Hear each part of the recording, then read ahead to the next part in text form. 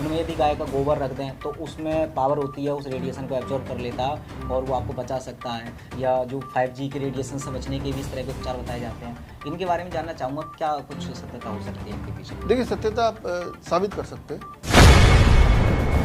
ये भी एक तरीका होता है, एक तरह का बैग बनाते हैं जी। एल्युमिनियम फॉइल लगा के, जी। ठीक है ना, ऐसे 3-4 लेयर में बनाते हैं। हाँ। उसके अंदर जब सामान डाल दो, मान लो मोबाइल डाल दो, जी। तो उसकी रेडिएशंस बाहर नहीं आएगी, बाहर की रेडिएशन अंदर नहीं जाएगी। इसे बोलते हैं फैराडेज केज। कि वो एआई टेक्नोलॉजी को बहुत ज़्यादा प्रमोट कर रहे हैं। भविष्य में अब जो लोग एआई टेक्नोलॉजी लाने का प्रयास कर रहे हैं, ये वो लाएंगे। क्या आपको लगता है फिर ये एआई टेक्नोलॉजी का लाना, ये हम लोगों को ख़त्म करने का, बीमार करने का ही एक षड्यंत्र है? यहाँ अगर आप आएंगे हमारे वहाँ आइए कॉलोनी में, तो सब एक दूसरे से आइसोलेटेड है। एक अगला जो मेरे साथ वाला है वो मुझे नहीं जानता, मैं उसको नहीं जानता। तो हम मशीन बन चुके ऑलरेडी।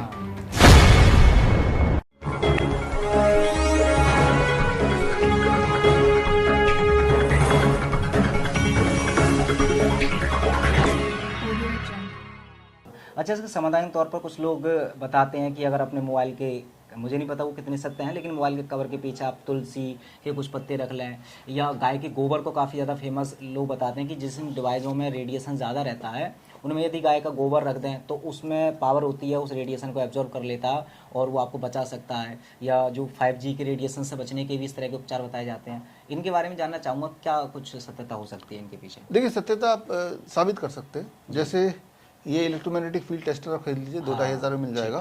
ठीक है। और जैसे तुलसी है, तो या जो भी गोबर आप बोल रहे हैं, उसको हम इधर लगा लेते हैं, ठीक है, फॉर एग्जाम्पल।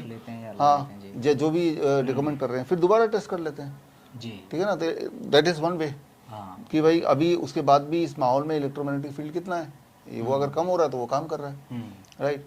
फिर आपकी बॉडी में वोल्टेज कितना है, तो वोल्ट मीटर से वो मेजर किया जा सकता है। तो ये सारी चीज़ क्वान्टिफाइबल है, मेजरेबल है, और मेजर करके देख सकते हैं आप। जैसे मैं बताता हूँ 0 वोल्ट थेरेपी में, उसके बाद आप बॉडी की वोल्टेज चेक करते हैं तो वो 0 वोल्ट ही निकलता है।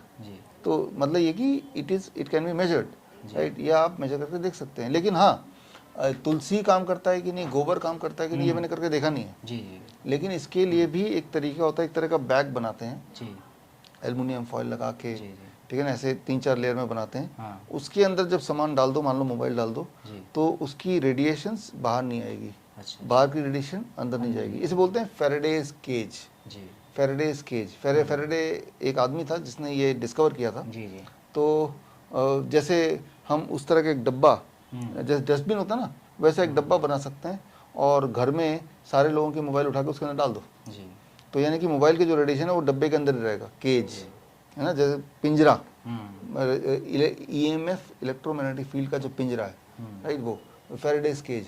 फैराडेज केज हम बनाना सिखाएंगे। हमारा जो ऑनलाइन ट्रेनिंग है, जो 0 वोल्ट थेरेपी ट्रेनिंग है, इस महीने के अंत में शुरू हो रहा है, उसमें हम फैराडेज केज भी बनाना सिखाएंगे। तो उससे तो साइंटिफिकली उसके बाद अगर आप इसको टेस्ट करेंगे तो आपको 0 दिखेगा। तो इसका मतलब कि फैराडेज केज काम कर रहा है। अच्छा, इससे जुड़ा हुआ एक आखिरी क्वेश्चन और मैं जानना चाहूँगा आपसे।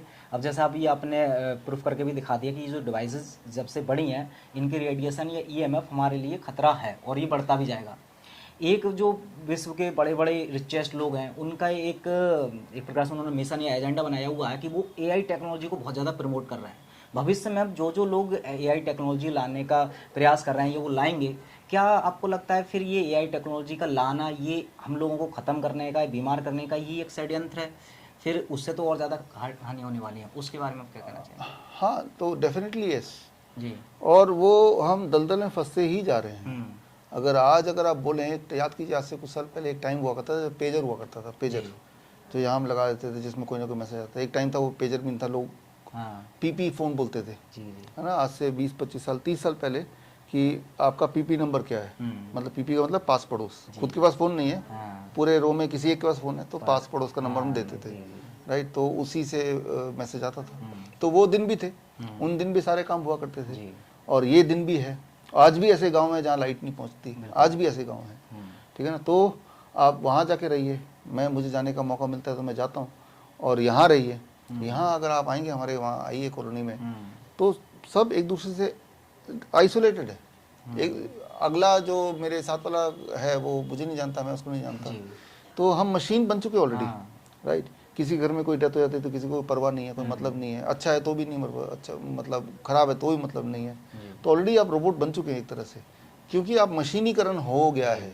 और इसके बाद जो एक जो नेक्स्ट फेज आएगा, जो आप बता रहे आर्टिफिशियल इंटेलिजेंस की बात कर रहे हैं, तो उसमें तो जो थोड़ी बहुत कमी रह गई वो भी पूरी तरह खत्म हो जाएगी। You will be actually a robot, right. आपका अभी भी जो है, जो भी आप करते हैं, जैसे आप यहाँ पे हैं, ये सारा कुछ ऑलरेडी गूगल में ऑलरेडी वो सेव्ड है कि आपकी ये मूवमेंट है, आप यहाँ गए, इतने दिन देर रहे, आपको क्या पसंद है, हर चीज़ तो रिकॉर्डेड है।